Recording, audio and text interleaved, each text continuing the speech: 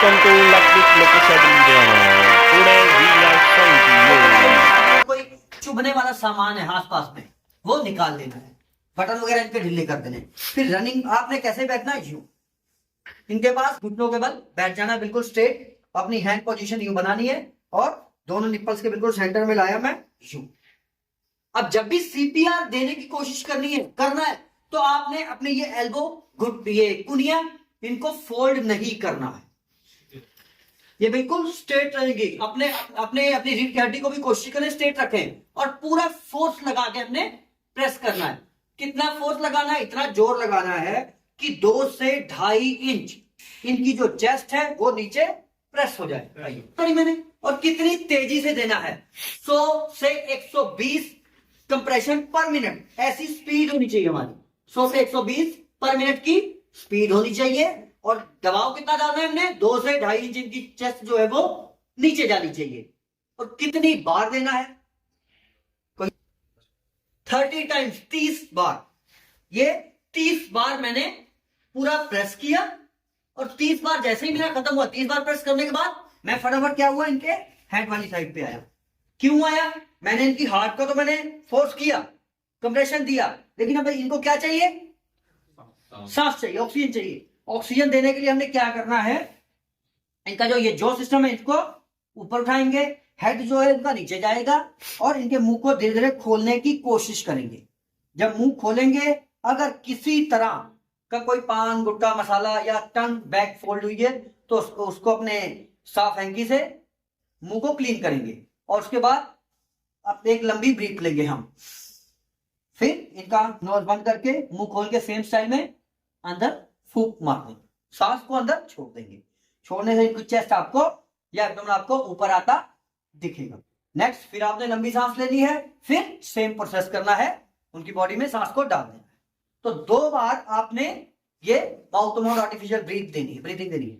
उसके बाद फिर आप आएंगे और फिर दोबारा से वही प्रोसेस सीपीआर स्टार्ट करना। एक सर्कल पूरा होगा, वो एक सर्कल जब पूरा हो गया उसके बाद क्या करना है, आपने चेक करना है काम मेरा प्रोसेस हुआ नहीं हुआ सही। तो क्या करेंगे आप, सेम थिंग, उनकी कैरोटिड आर्टरीज को फील करने की कोशिश करेंगे। अगर आ गई उनकी वापस धड़कने लग गया हार्ट उनका, तो उनको नॉर्मल पोजीशन में आप लिटा दें और ऑब्जर्व में रखेंगे जब तक कोई सहायता, फर्स्ट एड की सहायता नहीं आ जाती है। एक मिनट, फर्स्ट एड की सहायता नहीं आ जाती है या कोई एम्बुलेंस नहीं आ जाती। और एम्बुलेंस डॉक्टर कोई आता है उसको आपने बताना है कि मैंने इसके साथ ये काम किया था। अब लेटे रहना। अब बात एक और आती है, यहां तक तो आपको क्लियर हो गया।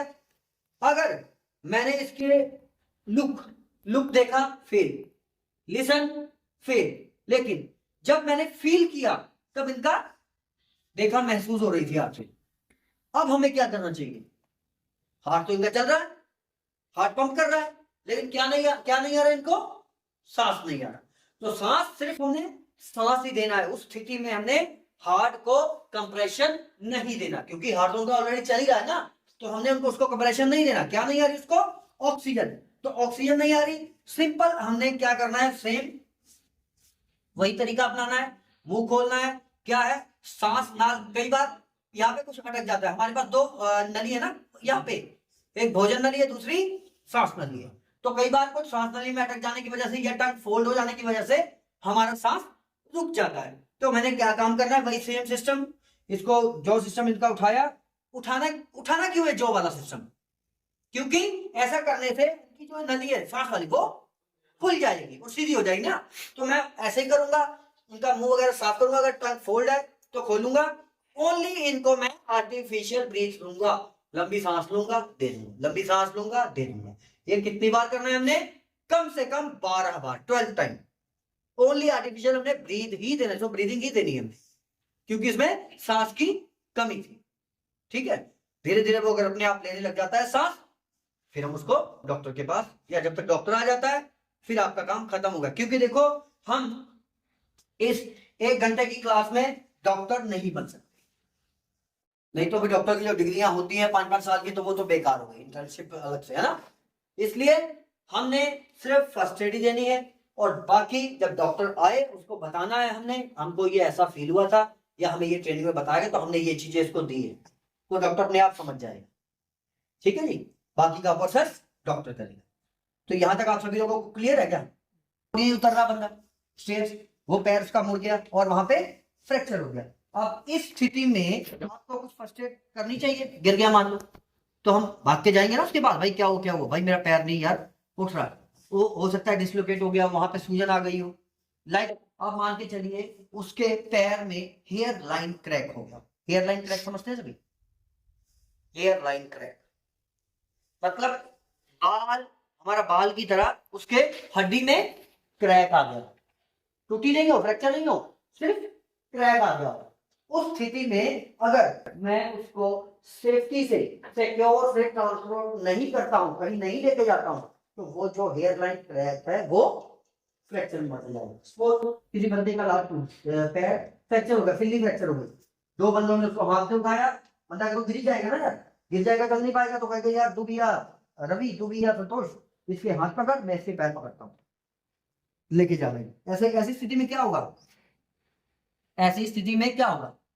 उसका जोर पड़ेगा उसके पैर के ऊपर, जो हेयर लाइन क्रैक है वो फ्रैक्चर में बदल सकता है। मतलब उसको, उसकी जो कंडीशन है वो बद से बदतर हो सकती है, ना कि हमने उसको रिकवरी में जाने का काम किया।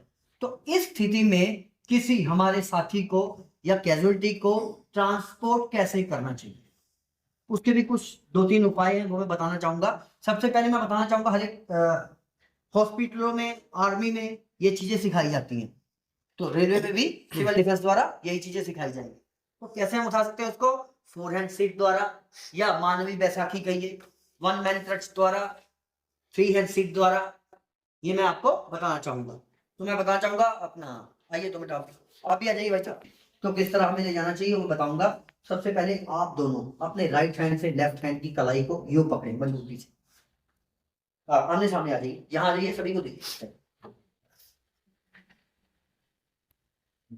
राइट हैंड से लेफ्ट हैंड की कलाई को मजबूती से, अब आमने सामने खड़े होइए, आप आमने सामने ऐसे। अब इस हाथ से इसको, ये वाले हाथ से इसको, ठीक है, थोड़ा थोड़ा इधर दिखा दीजिए लोग। ये दोस्तों हमारे पास है 4 हैंड सीट।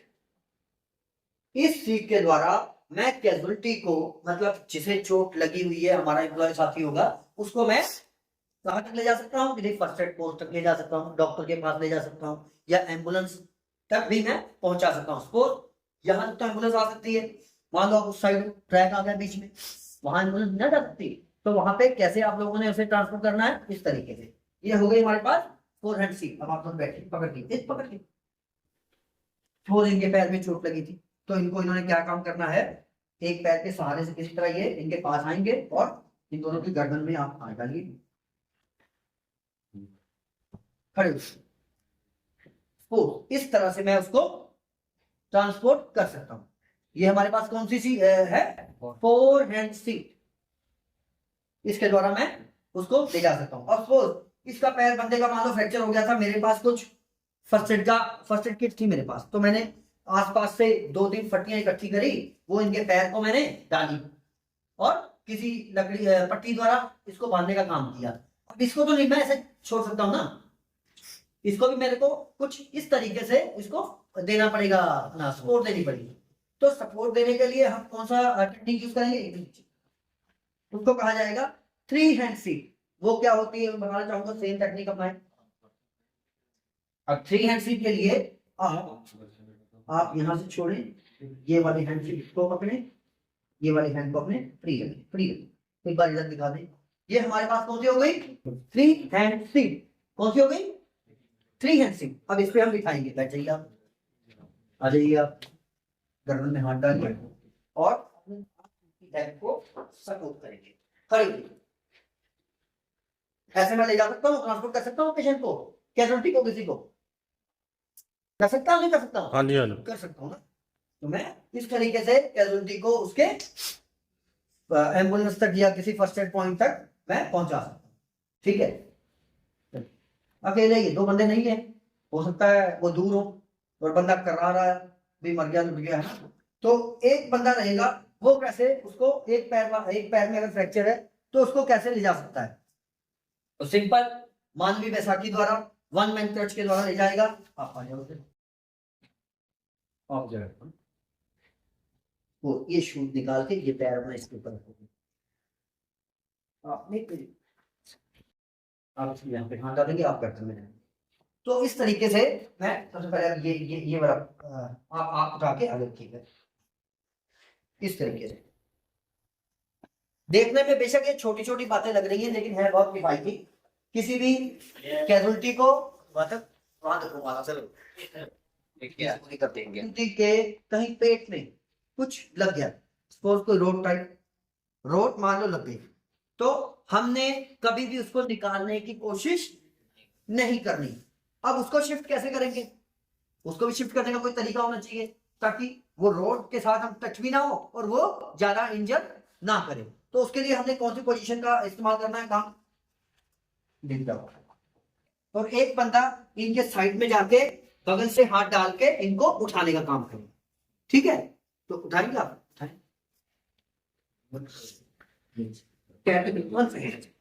फेस इधर रखिए, आप इधर मेरी अंदर चलो, आप अंदर से डालना, अंदर इसको बाजू को नहीं, बस बाजू को नहीं, बस ऐसे पोज इनके पेट में कुछ लगा। तो इस स्थिति में मैं अगर पेट में कुछ लगा हुआ है तो उसको मैं सेफ जोन तक ले जाने का काम करूंगा। कर पाऊंगा क्या? आवाज ही नहीं आ रही, कर पाऊंगा ना? अब तो दोस्तों ये तो बात थी फर्स्ट एड की। अब सकती है हार्ट बीट के बाद ब्लड ही है ना, ब्लड अगर लॉस हो जाएगा तो पेशेंट बचाया नहीं जाता। तो फर्स्ट एड के दौरान क्या करेंगे? उसके ब्लड को, सबसे पहला काम क्या होगा? उसके ब्लड को रोकने का काम करेंगे। सपोज किसी भी बॉडी पार्ट में अगर उसके ज्यादा ब्लड निकल रहा है तो वहां प्रेशर से बैंडेज करेंगे और उसको एलिवेट, ऊपर उठा के रखेंगे। कहां से ऊपर उठा के रखेंगे? सिर के ऊपर से। बचपन में आप सभी लोगों ने देखा होगा, तो हम क्या काम करते थे? फटाफट उठा के मुंह में डाल देते थे। डालते थे नहीं डालते थे? मैं तो डाल देता था, शायद आप लोग डालते थे, सभी डालते थे, देखते थे यार ब्लड रुक गया। तो एक्चुअल में मुंह में डालने की वजह से ब्लड नहीं रुका। उसका कारण क्या था? कि हमने हैंड को एलिवेट कर दिया। कहां से एलिवेट कर दिया? हार्ट के साइड से। हार्ट से ऊपर रखेंगे तो क्या होगा? एक्चुअल में हार्ट का काम है ना ब्लड को पंप करके पूरे ब्लड को बॉडी में पहुंचाना। तो हार्ट से मैं ऊपर की तरफ रखूंगा, एलिवेट करके रखूंगा, तो मेरा ब्लड लॉस होने से बच जाएगा। तो किसी बंदे को आप इस तरीके से भी जीवन दान दे सकते हैं। ठीक है जी, ये फर्स्ट एड की बातें रही। अब हम